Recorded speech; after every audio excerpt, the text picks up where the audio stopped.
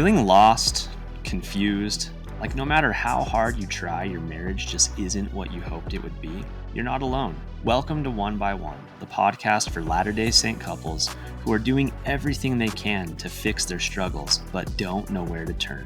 Covenants, sex, communication, and trust. It's messy, and sometimes it feels impossible to navigate. But here's the truth.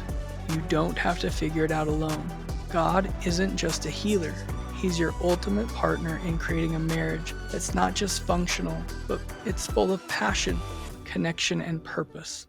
It's time to get out of the pain and the anguish of being stuck and start building the celestial marriage you've been dreaming of. One step at a time, one obstacle at a time, and one couple at a time.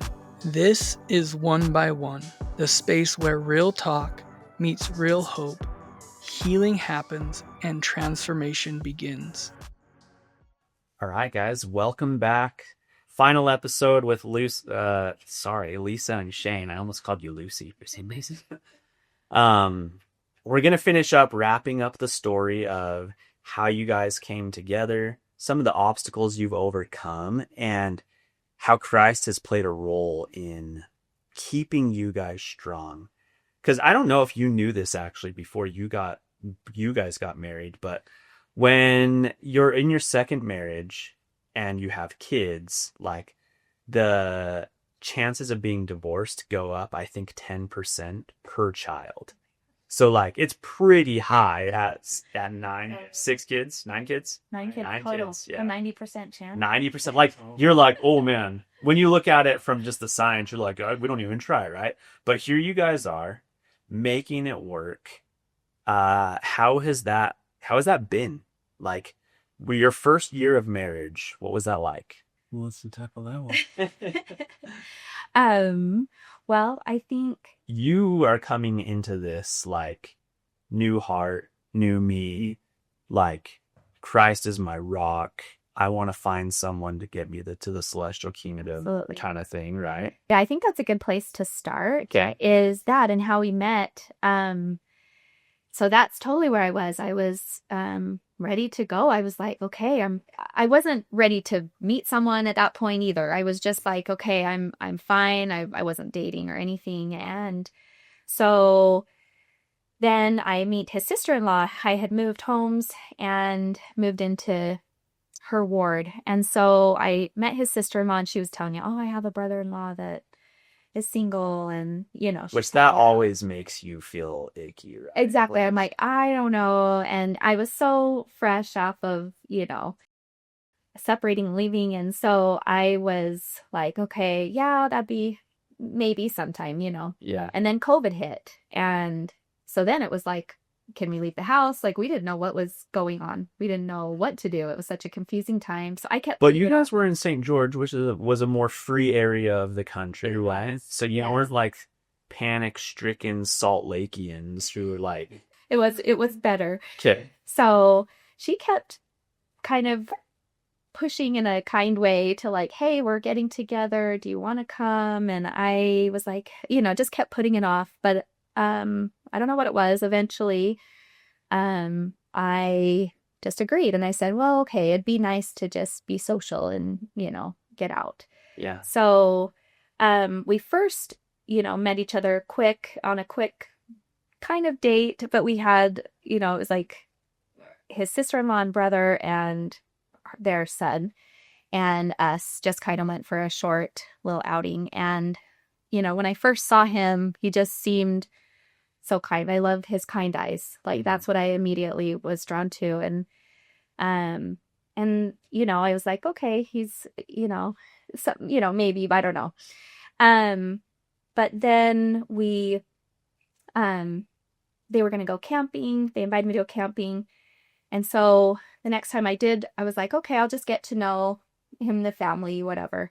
So, we went camping and it had quite a bit of time to just talk and get to know each other and his family. And I left and I told his sister-in-law before I was leaving, I was like, I don't think this is the best fit. Like she had told me some things about him. I kind of knew that he was struggling in his gospel journey from her.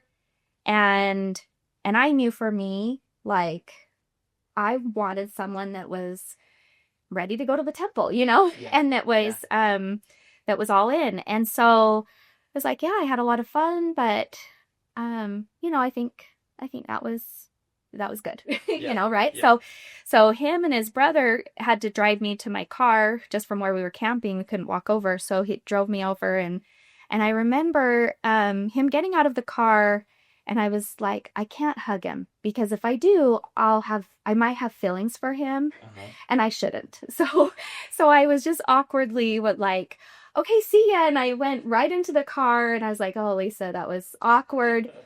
But I was like, I was trying to be careful, you know, like I didn't want to get into something that wasn't right. And so, but it was interesting because on the way home, all of a sudden, it was the craziest experience I've had where I was told, like, and I rarely, when I get revelation and inspiration, does it come in the form of a word. It's always feelings for me.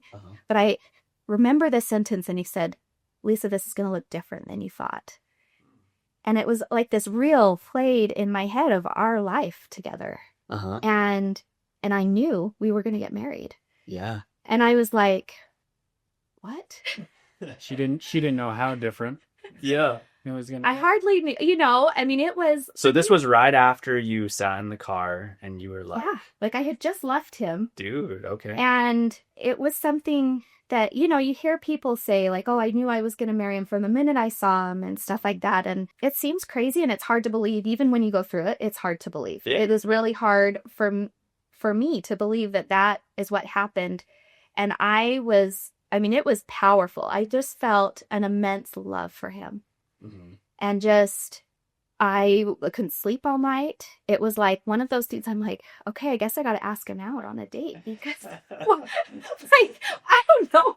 Like, I'm supposed to marry this guy and whatever. So I did, and we went out later that week, and then we saw each other ever since then, and it went pretty quick.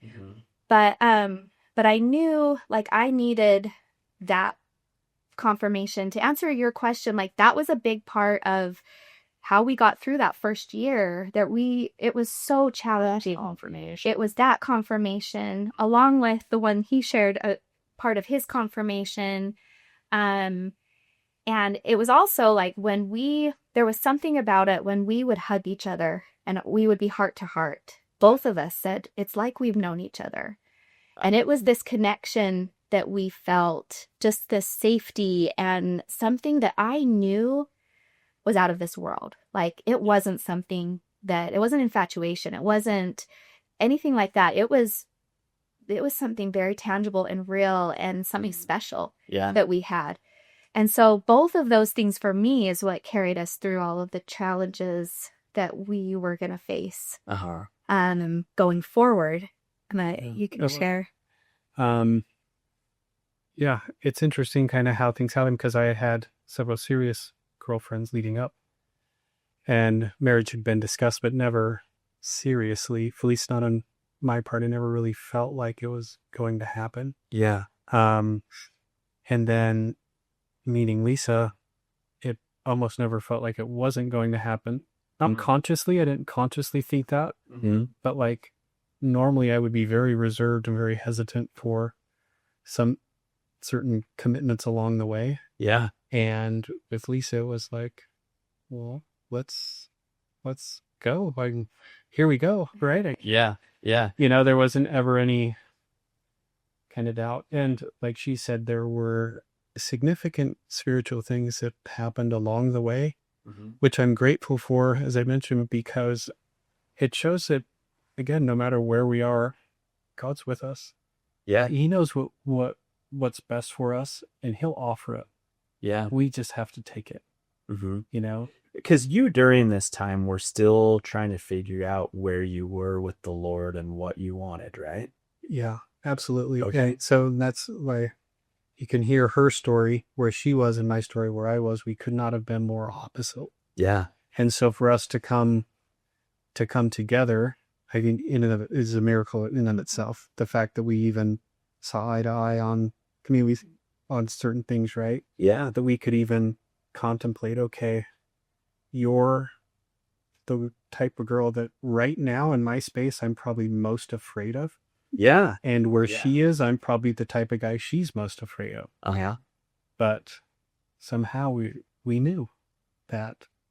So Shane, I'm curious, how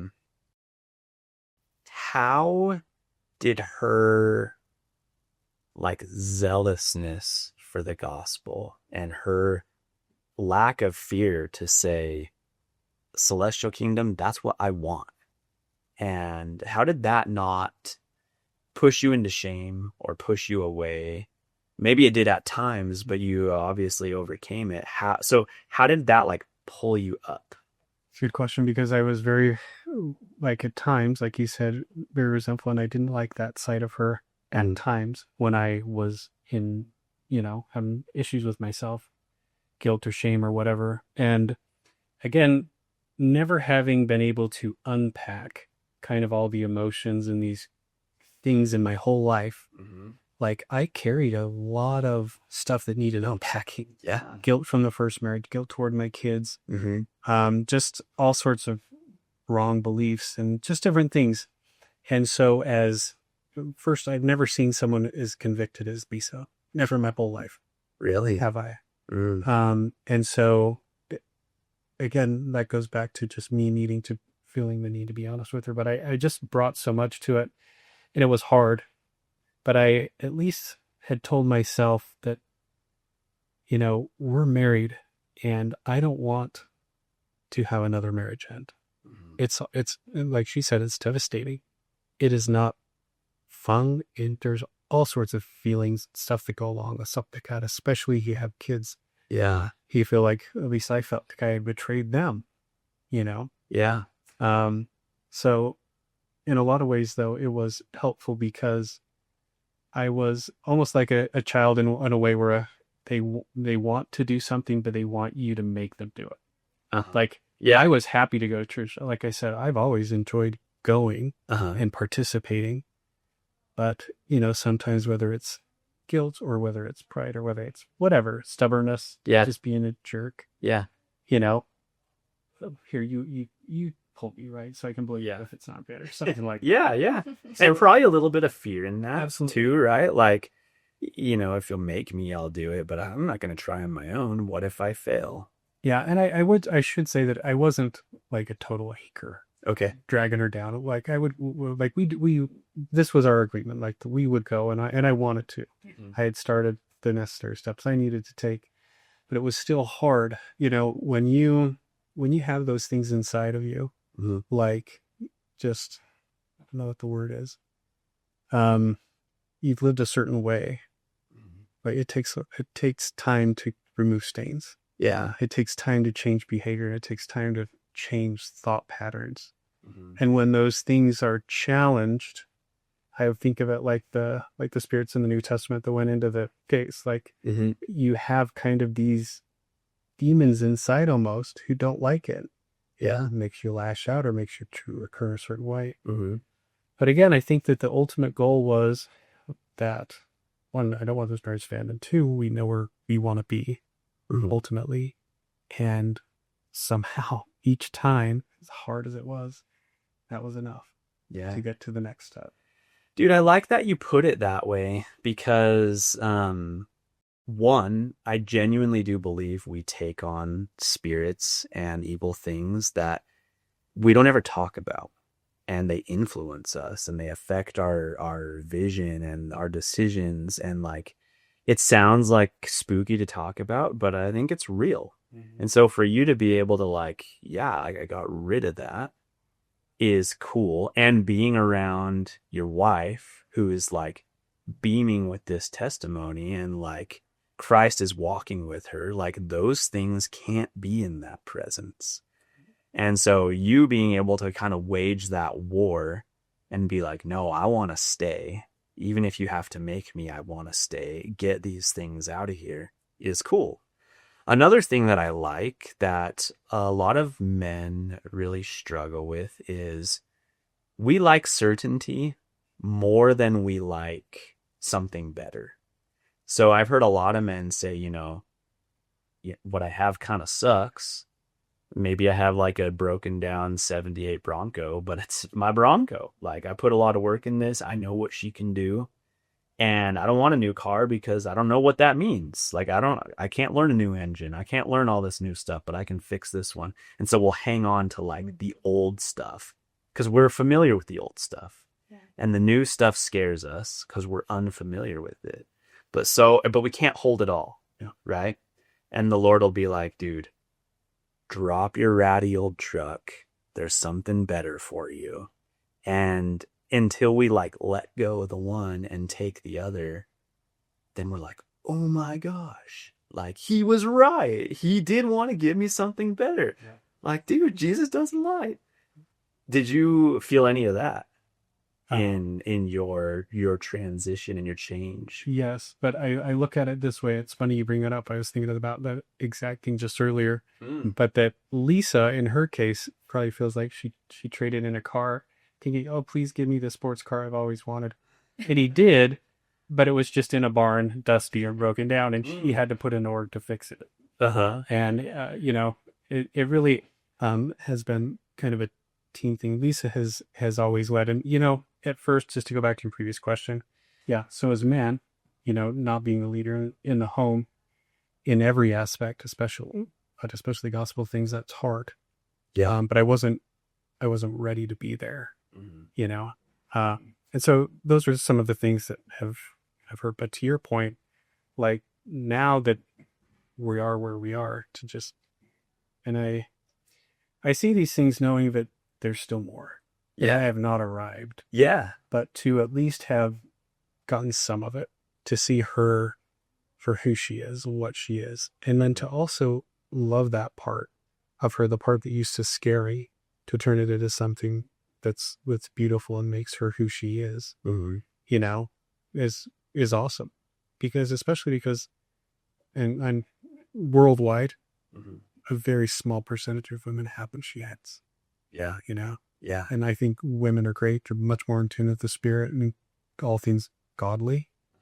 But to know what she knows and to have the conviction she does is beautiful. And I get to see that each day. That's so cool. Lisa, as you saw that he was the sports car in the shed, how did you said some of the experiences you have gave you the strength to like overlook those things and be like, okay, not what I thought, but I can work with it. Yeah. Like, how did the Lord help you do that? Yeah, definitely. I think some of the time he kind of just softened it for me. There were things that I knew that Shane was doing that were not going to coincide with the kind of gospel living that I wanted to engage in. Even when we met, I knew there were still some things that were going on, but he allowed me to kind of step in and meet him where he was. And I was much more, but I was much more forgiving of that, or just like at first, and so I kind of stepped in, and at first it's new. It's new, and I'm like, okay, maybe I need to broaden my horizons, whatever, maybe I'm too strict or something, in living the gospel, whatever. So I was open. I think he helped me to just have my eyes partially open, like not to see it all at once, and I loved him. I grew in that love. And so I knew like that got me through so much.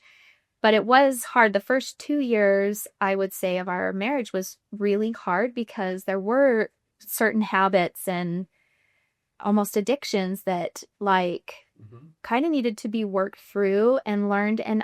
And so it took time, and it took time for me to see. I came so strong into this marriage, and I quickly started to lose that strength because I'm in a different environment that wasn't, I don't know how to say it. Like, it's not that he was really bad. It wasn't anything like that. But, like, it's not conducive to the spirit. And so that was kind of the turning point for me 2 years into our marriage, as I realized I had some at growth camp.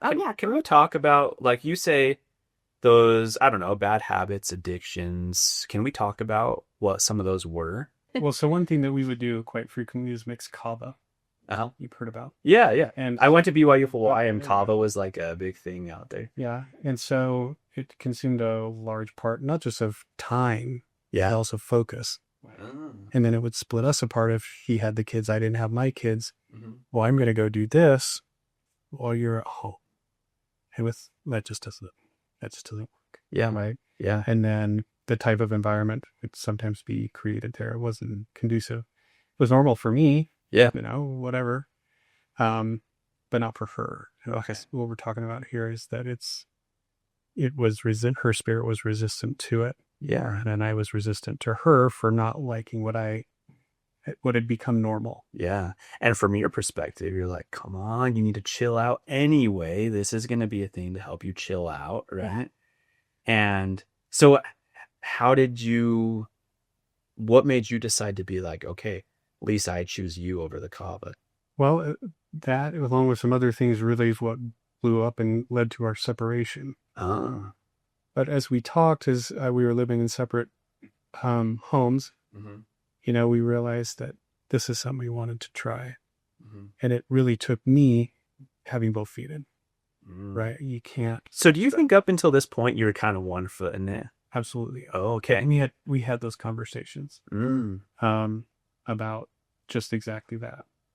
It's I'm not proud to say it, Right. but I'm fighting these battles, and that's not an excuse. That just is what it is. Just is, yeah. Fighting this battle. Mm-hmm.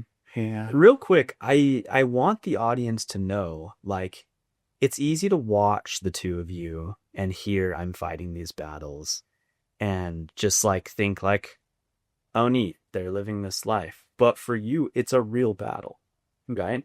Mm-hmm. And for us, like when we work with men and women, we address things as the battle that you face each day because it is war.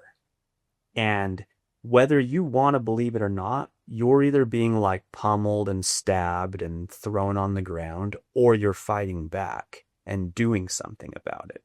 Yeah. Right? Absolutely. And so just to your point, guys, Shane, he's not this weakling just doing nothing. It's a war for him. And now he's starting to show up for the war. And he's like, when he says he puts 2 feet in, he's like, I'm doing things different. I'm leading the battle head on. And how did that change things for you? Well, I think more than anything, it started to help our trust factor. Because our trust at this point for each other was not the best. Yeah. Not that there had been deception, just that we just didn't trust that I'd see her for who she is. Uh-huh.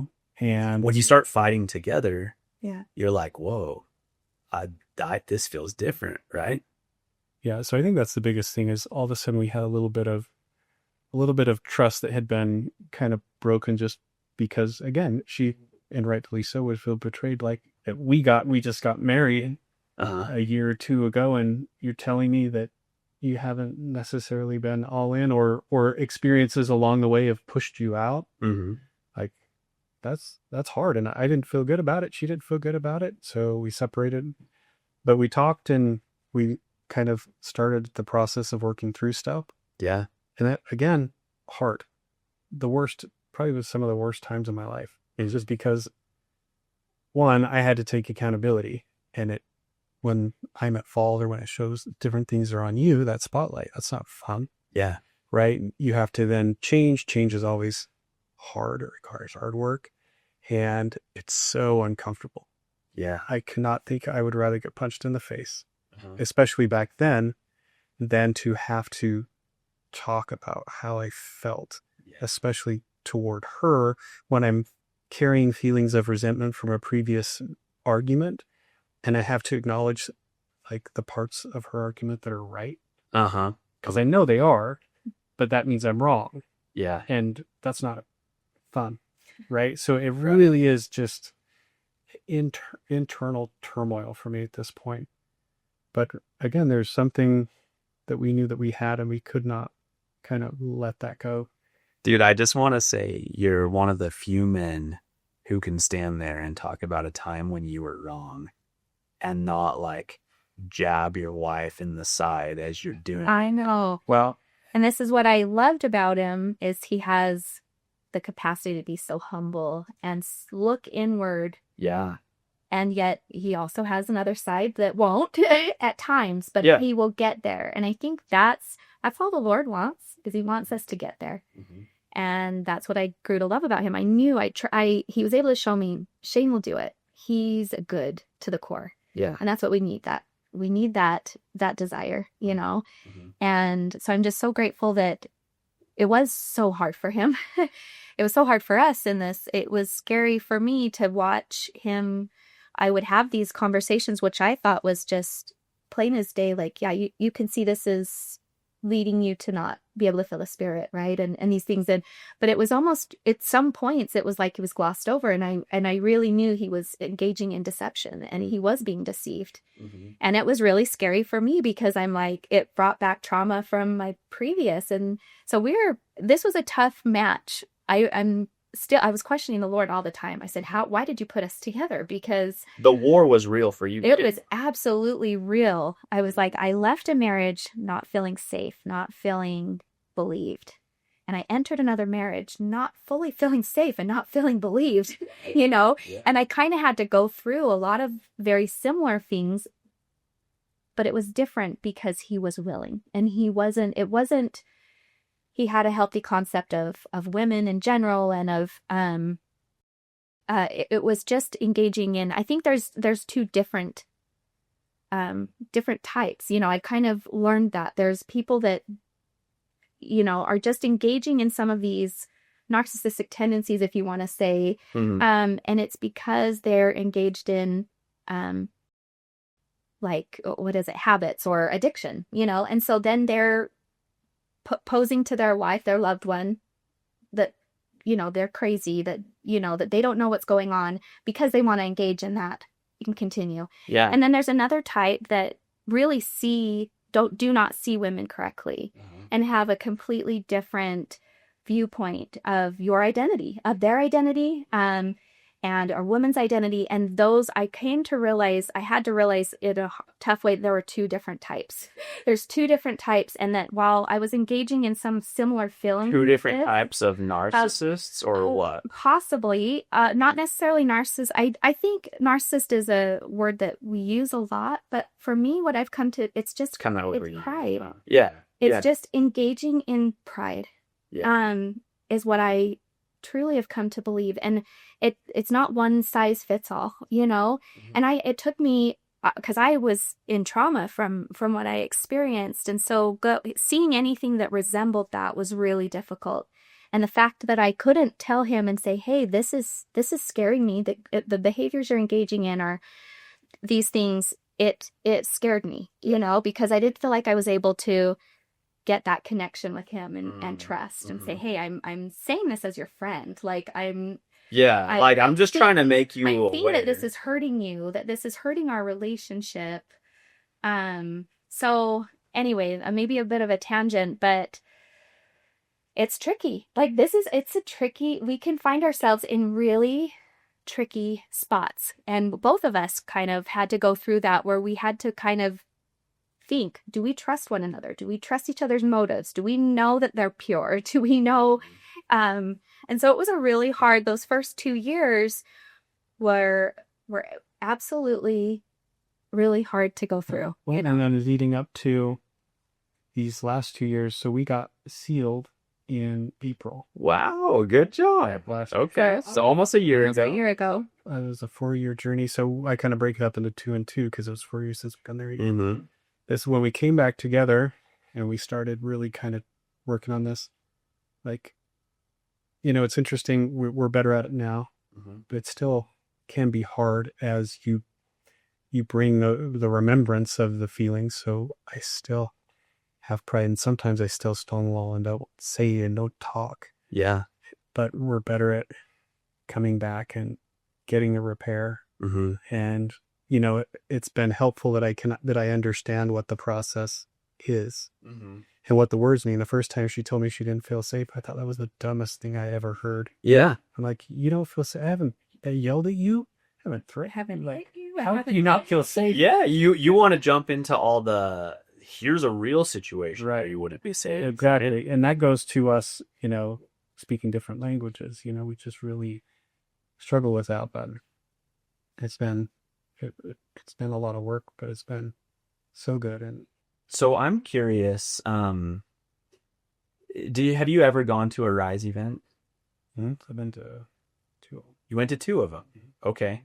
So during this timeline of you guys being remarried, when were those 2 events? Were they in the latter half, the first They half? would have been after we both were separated and came back. After we got back together. Yeah, and got back together. Okay. And how did those affect you? What did those change for you? Well, one thing I think that it helps you when you're immersed in something for 2 or 3 days. I can't remember how long I was there. Talking about repetitive kind of scenarios that other guys go through too, that allows for the learning to kind of seep in.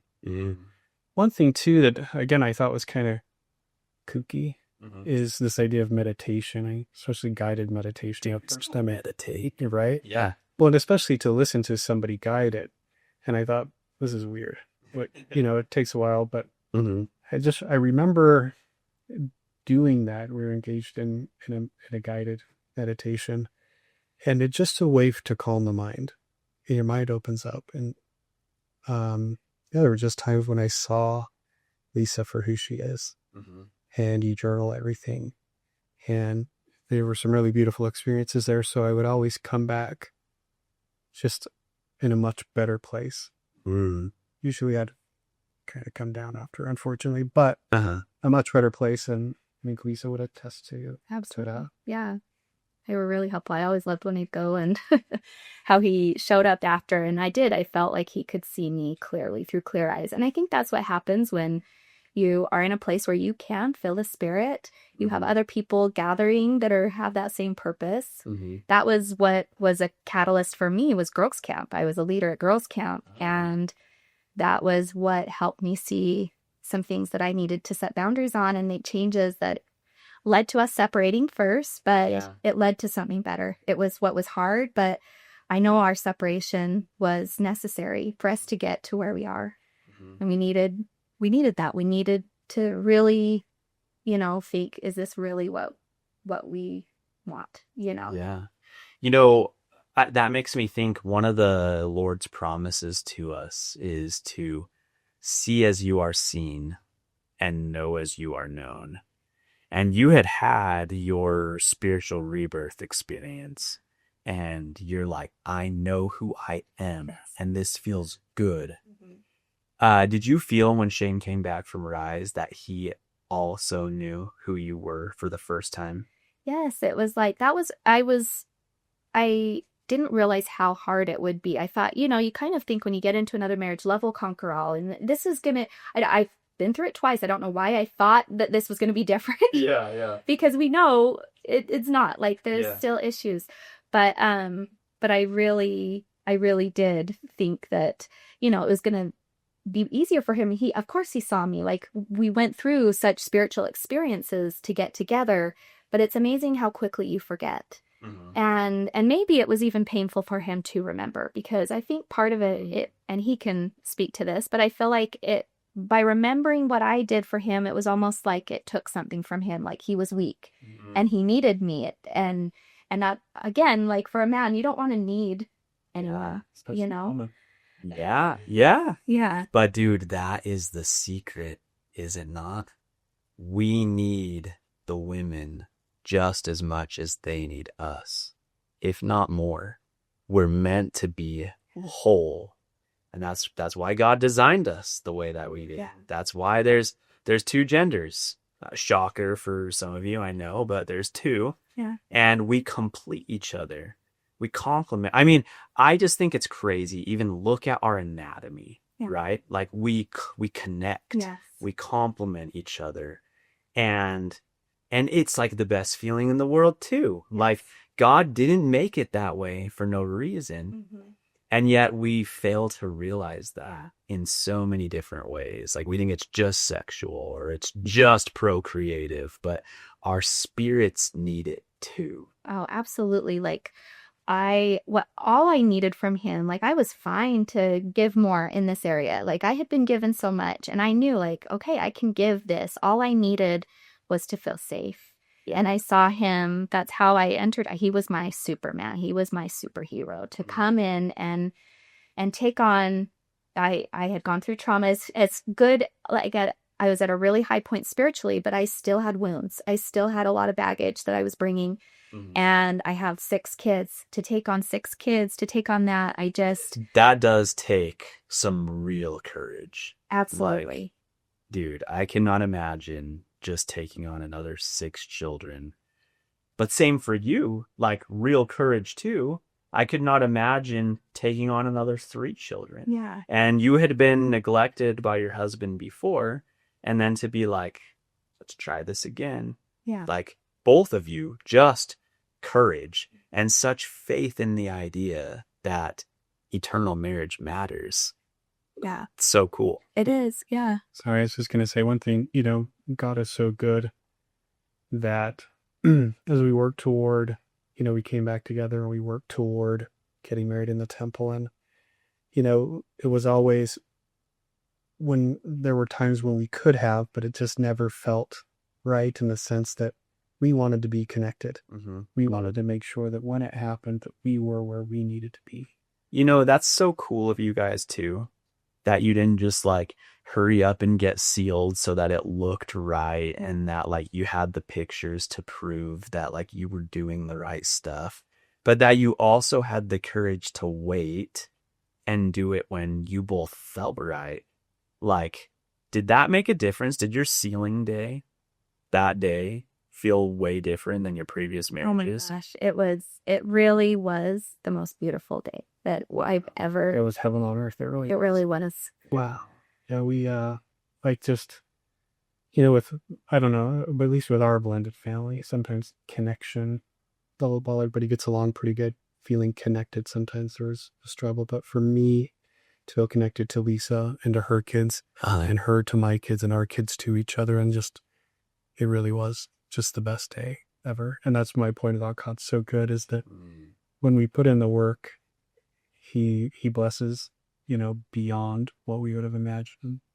Yeah. I absolutely felt that. Like it was just the most amazing gift that I felt was given to us for what we were willing to take on and the sacrifices we were willing to make. To come together, to unite our families. It was not easy. We went through so much, but the Lord saw our efforts and he sealed those. And I mean, of course, this is just the beginning. The sealing is the beginning. We're working towards our celestial sealing, but it was truly, it gave me a testimony of covenants. It really did, because it was profound. Making that covenant in the temple has been, and now we're about a year out of that, and we quickly saw the difference in our marriage just from making that covenant, and that it felt, we were all in. Well, he wasn't all in. I was all in. Yeah. Before that, but we made the commitment of marriage, but there was something with that sealing that changed us, and we felt the power behind us with that choice to be sealed in the temple. And can you tell our audience, just for those who have never been sealed or don't even know what a marriage in a modern temple is, like what does that do for you? Like, there's civil marriage, there's temple marriage, and can you just explain your understanding of the difference there? For me, is that there's always, the goal is out there. The goal isn't here. The goal is out there. It's not a short-term goal. And it's something that, for me, that we're always trying to achieve, which keeps you on the path, hopefully, of progression, of trying to progress enough to get there, versus, hey, we did it, we're good, comfort zone, whatever. Yeah, checked all the boxes. Exactly. And so to me, that's kind of what I view it as. It's still, we've been sealed, but we haven't achieved our celestial marriage. That takes work, and that'll take time.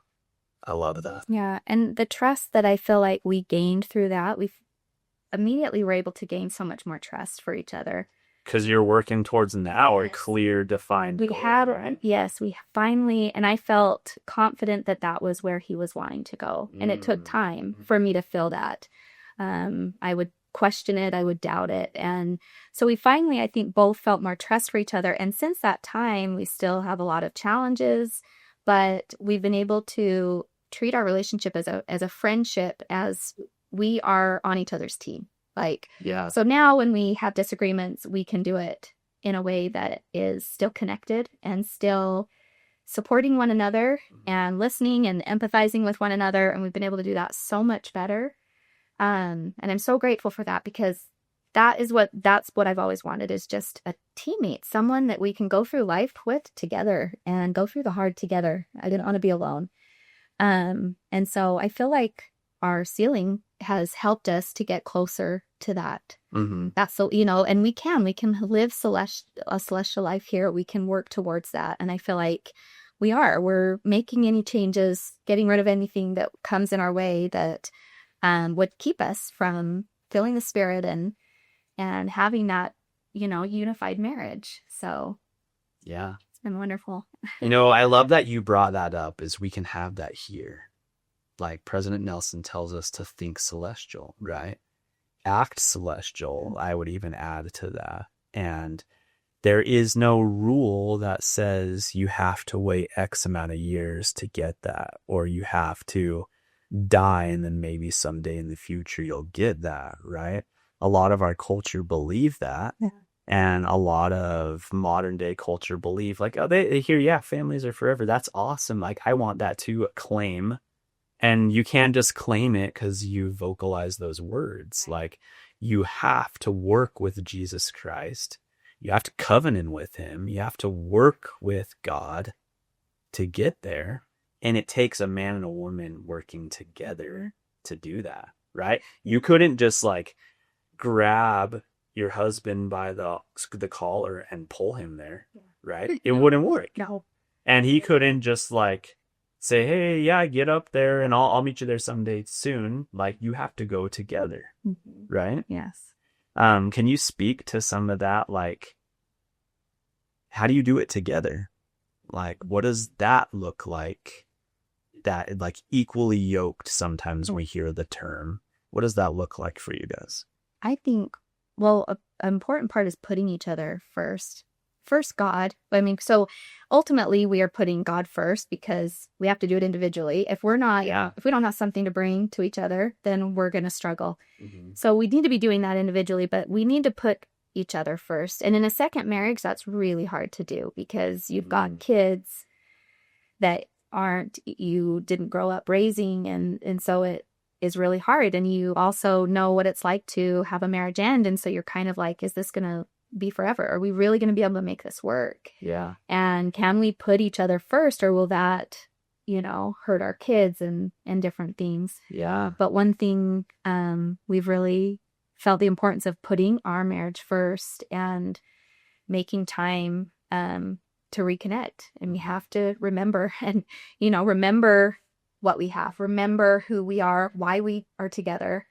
I think that is paramount in maintaining and progressing, is remembering who we are, our divine nature, who we are as who I am as a woman, who he is as a man, what is our roles, and combining those two, and just remembering like we're on each other's team, we are supporting one another, we're anyway.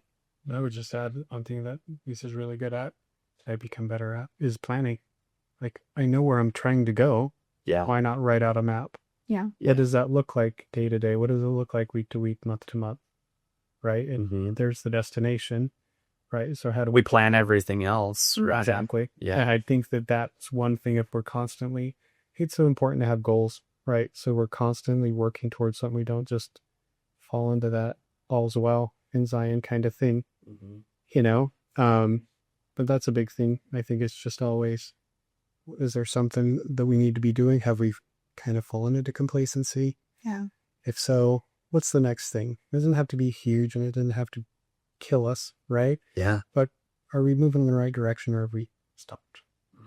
And I think a big part that's helped us is to allow ourselves to work through the real emotions that we're going through. Like a lot of times in a marriage, you don't want to deal with the hard stuff. So you just gloss over it and like, oh, let's just be happy. Let's just, focus on the good, which is good. You do need to focus on the good.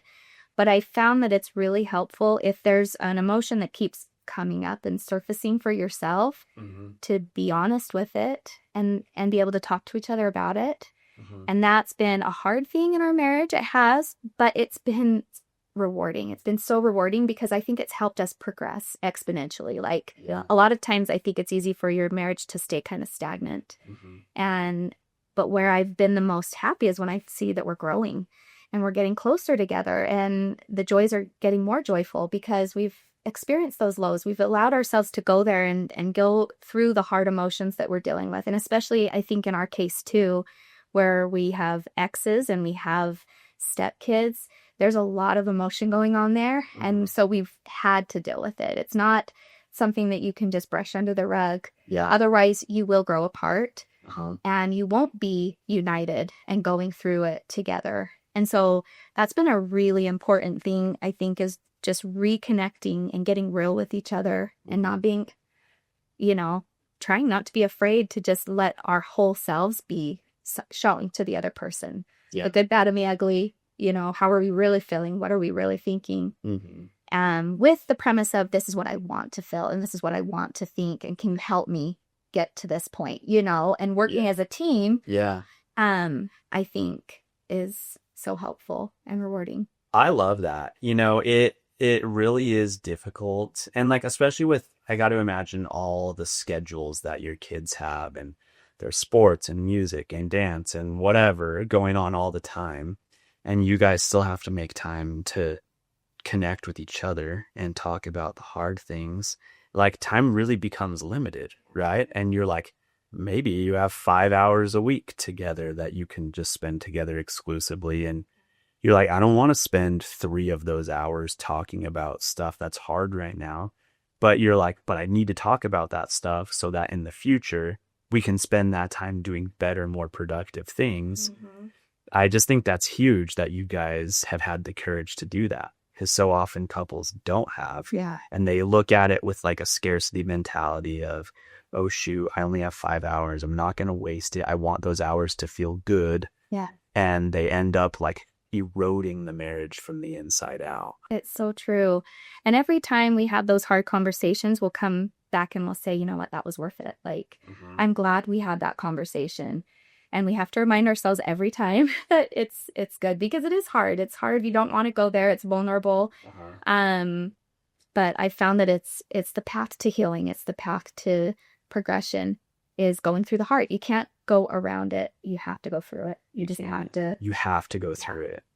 There was a time where my wife and I were arguing about something and it was getting kind of late at night. And she was just like, I'm not talking about this. I'm going to bed. You can sleep on the couch if you want. And I was like, the Spirit told me, because in our marriage, I'm slower to anger than my wife is. And I was able to like have a cool enough head at the time that the Spirit was like, don't let her get in bed. Like, you guys have to talk about this. And so I told her, I was like, hey, you can't get in bed right now. Like, we have to work through this. I know we're exhausted, but we have to. And there are some therapists that are like, don't talk about stuff when I'm tired, But in this case, like, the Lord was like, do it, talk to her. And so I remember like I stood in front of her side of the bed and I was like, can't get in bed. And she was mad, like really mad at me. And I was like, sorry, I'm not letting you go to bed. We have to fix this. And I don't care how long it takes. Maybe we're dead tomorrow. I don't know. And so we talked about it. And like, we woke up the next morning and we were tired, but we had resolved it. And we both were like, oh, that was so worth it. It is, because we've noticed like if he goes to work upset and I'm going about my day and we haven't resolved, we really aren't very productive in this role. I mean, it rocks us, and I can't be the best mom that I want to be. He can't be the best at work. And so together, when we are united, we can be powerful together, but when we don't have that, it's slow and it's So it really is, you know, I know Stephen Covey called it sharpening the saw. Like, you got to sharpen that saw so you're not going with a dull blade you're less effective. So you might as well take and you're dangerous. And you're dangerous. Absolutely. Absolutely. So that's something that I really have valued and is a huge blessing in our marriage when we are willing to do that. And yeah. Love it. Well, you guys, what's next? You said you haven't arrived, but you're getting there. Things are going good. Yeah. What's next for you? What do you see? What do you want for you that will bring you closer together, will help you get that marriage you want? But for me, it's easy to sit here and say these things, right? Yeah. But it doesn't mean I don't still struggle with them. If I don't still struggle with pride, and I don't still struggle with these things that I've talked about that I have struggled with. It's just I don't struggle as much. Yeah. And I feel more comfortable now trying to attack them. I'm stronger, right? I can lift more emotional weight, so to speak. Yeah. And I think that at least for me for our marriage, the better we can be at that, the quicker, because sometimes it would take us 5, 6, 7 hours of talking to finally get somewhere. Yeah. And now if we have a disagreement, which of course we're going to, we can resolve it much quicker. But that allows for, one, the healing to take place, the reconnection, and then to actually, when you feel connected, to actually go do those things that you want to do. So at least for me, the next step is kind of a continuation of the steps. It's just to make sure that I don't fall back into old habits, that we continue to build on the progress that we've made. Mm-hmm. Absolutely. Cool. And for me, I, so much of what I've experienced and gone through, it makes you want to give, and it makes you want to give back to the Lord and say, what can I do for you? Mm-hmm. And that's kind of where I've been at, is, that is our purpose here to Gather Zion, to help others come into Christ. Yeah. And I know that's what brings me the most joy.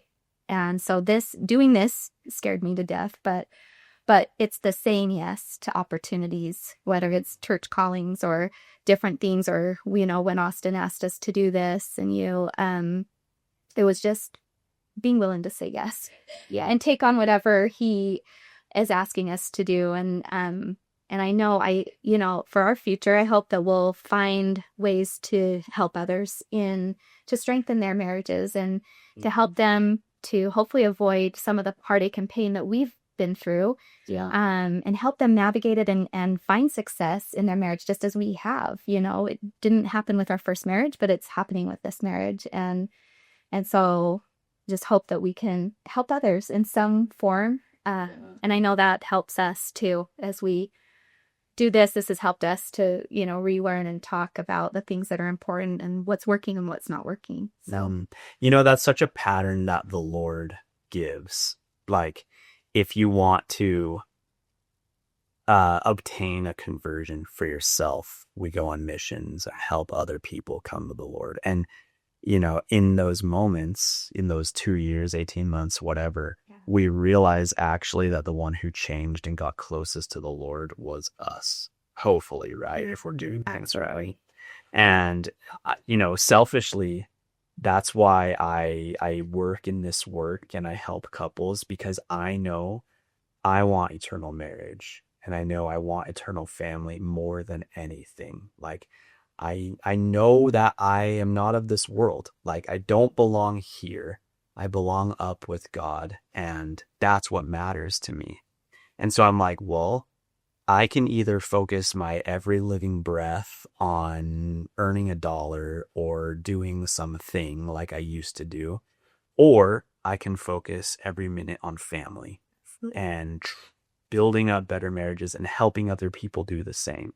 And I'm not saying that's the path for everybody, but for me, the Lord was like, yeah, do that. And I was terrified. And how do I even do that? Like, no one even talks about, like, marriage is under crazy attack right now. Like, people don't even want to talk about families. That's an unpopular thing. And you're telling me to go spend every day on you? And he's like, yeah, that's what I want you to do. And so I'm like, okay. So I think that's super cool. I thank you guys so much for being on this show with us. You are helping families. I promise you there will be someone who hears this and they're like, they're just like us. And they made it. Yeah. And I'm going to share that with you because it'll be so cool. And look forward to maybe we can do some events together in the future and just help other people, because marriage matters. Absolutely. Family matters. And those 9 kids between the two of you are so blessed that they had parents who were courageous enough to look past their own hurts and their own wounds and step into, we're going to get this right, even if we die trying. That's cool. Thank you guys. I love you guys. Thank you. We're so appreciative of this opportunity. So thank you. You're welcome. Guys, we'll see you next time. Bye. Today's conversation is just the beginning. Wherever you're at in your marriage, remember, healing and transformation happen one step at a time.